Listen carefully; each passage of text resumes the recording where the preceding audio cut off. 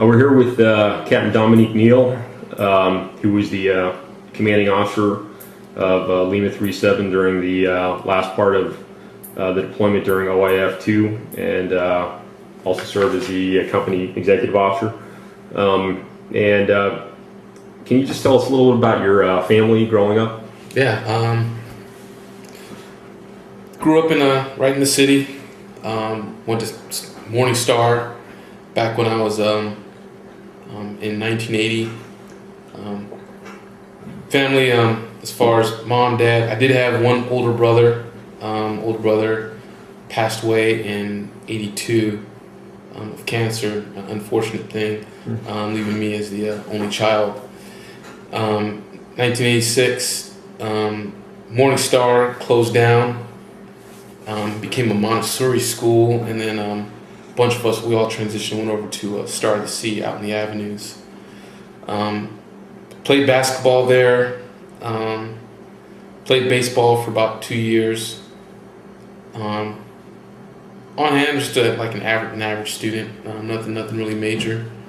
Definitely knew what I wanted to do back then, though. I was pretty adamant about wanting to go to a service academy or whatnot.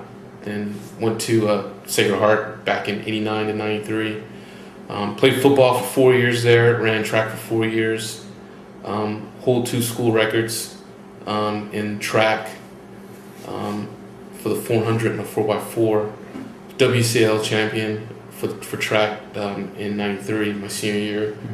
Was MVP 2 years in a row for track, and most improved 2 years in a row for track, the first 2 years, and most improved player for junior football. Played wide receiver and free safety for Sacred Heart. Then after that, finished up there. Once again, still an average, above average student. Got accepted to the prep school. Went to the prep school for Naval Academy from '93, '94, and then from there went on to Naval Academy and became a Marine from there. What would you say the influence of high school football was? A lot of good fun memories. I remember the first time showing up, and this might try not to segue or digress, but there were a lot of good inspirational figures in football. One of them being Coach Frank Lee, and then his brother, Coach John Lee. I remember going into Sacred Heart and thought about playing football. Wasn't too sure about it, but something told me that if you're ever gonna earn respect and you're gonna be someone well known, will play football. And the first real big impression that I had going in there was there was Coach Frank Lee,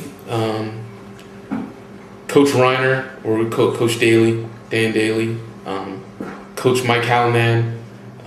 Mike Hallinan works for Oakland PD, and they were all in these business suits, and they're real professional, sort of calm before the storm.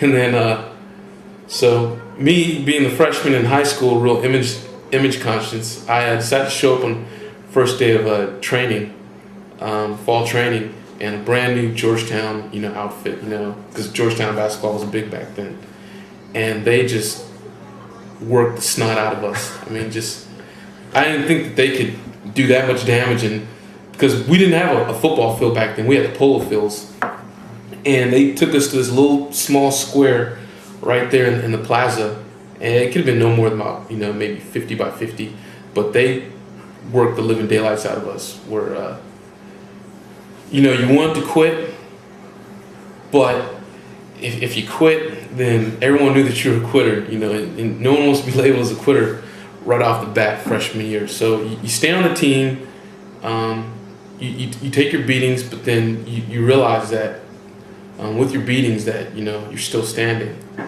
and then with those beatings and all the suffering that you do and all the disciplining that goes on, you build bonds.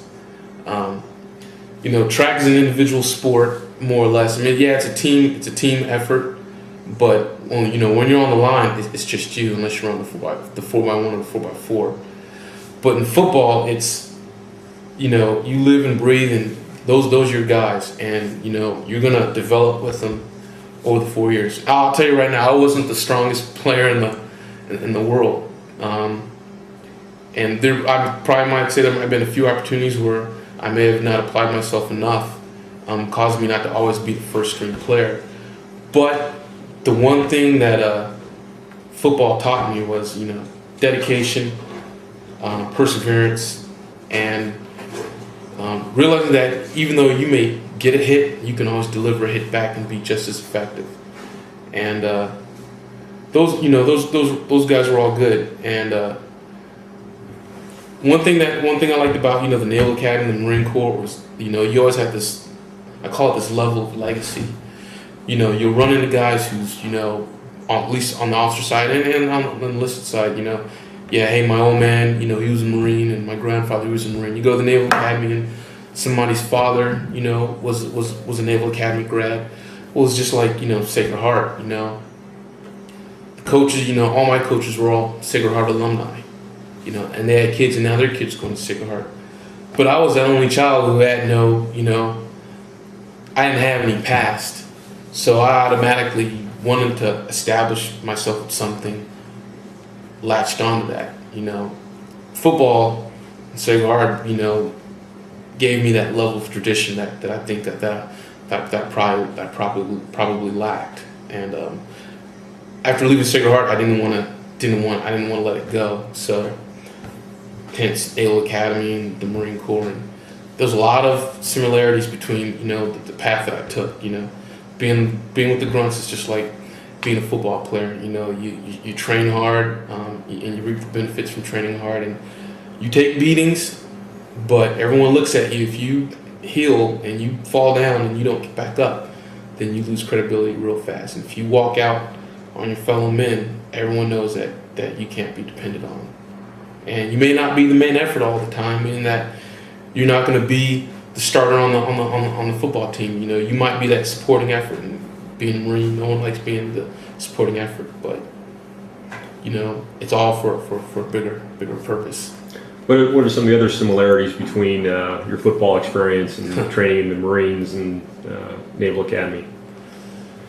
Well, number one, for Naval Academy and football, I thought about Naval Academy and going through plebe summer training, but I always said to myself, plebe summer training was never as bad as pissing off Coach Lee. Because the one time that I'd say probably the worst experience of my life, that I could ever have, was the one day as a freshman, we were mouthing off to the bus driver. And Coach Lee, taught us to be respectful, and we go there to do a job, and we work an honest job. And we practiced honestly, we practiced hard. We mouthed off to the bus driver, and he got wind of it. So for the next 2 hours of practice, 90 minutes of it was just conditioning. But it was conditioning with punishment, meaning that we did up downs, barrel crawls, we ran horse laps. And polo field is a big field. It's not a 400-meter track. It's like a 1.5 mile run, and we did that, and just and then it's like it was the easiest thing to do, but the hardest thing to do is if you didn't want to do that, you could just easily just get up and walk and say, what, I quit. I'm turning my pads. I don't need this crap. So what other kind of drills did he have you do? We would do horse laps, work on the sleds, the Alamo, which is you put that one individual out front and you get everyone on line, and you run and get a head start, and then the whole team runs after you, to the point where you can only run so far, and eventually you're gonna get stampeded. But you either run or you turn around and try to take it like a man or whatever. But eventually everyone runs out of steam, and you just take the beating of your life. Do you think your ability to recognize your own limitations was developed by football, and do you think that translated into your leadership ability? I think so. I definitely think so. Football was one of those things that you could always quit.